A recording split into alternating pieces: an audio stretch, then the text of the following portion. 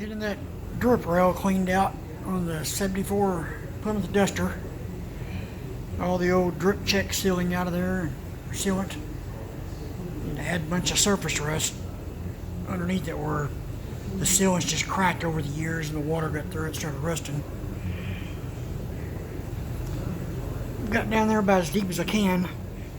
My little tool here, I need to go get another one.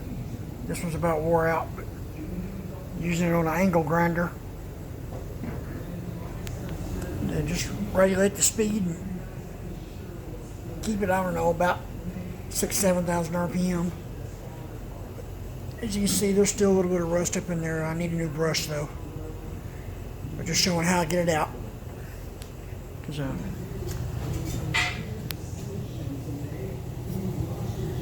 I'll go over to the other side and let you see what it looks like. I haven't done anything to it.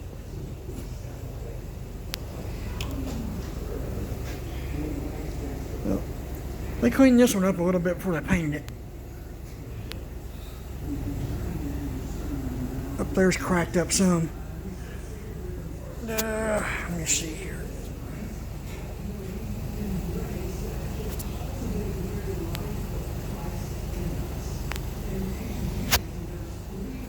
See, that's the water just through them cracks and just causes the rust underneath there. And it takes years for it to go by, but it will just eat your car apart. So, you repaint one, I know it's a lot of extra work and money, but take the time to clean all that out. Put new drip check sealer in it. And what I do first is get it all down to bare metal, put epoxy on it, let that dry overnight, and then come back the next day and tape up outside here and right down on that body line there upwards towards the roof. That way you let the drip check sealer just flow down in there. And after it kind of sets up, I don't know, maybe 3-4 minutes, by the time you're done putting it in, you go back and pull your tape off and use a wax and grease remover like on a spray bottle.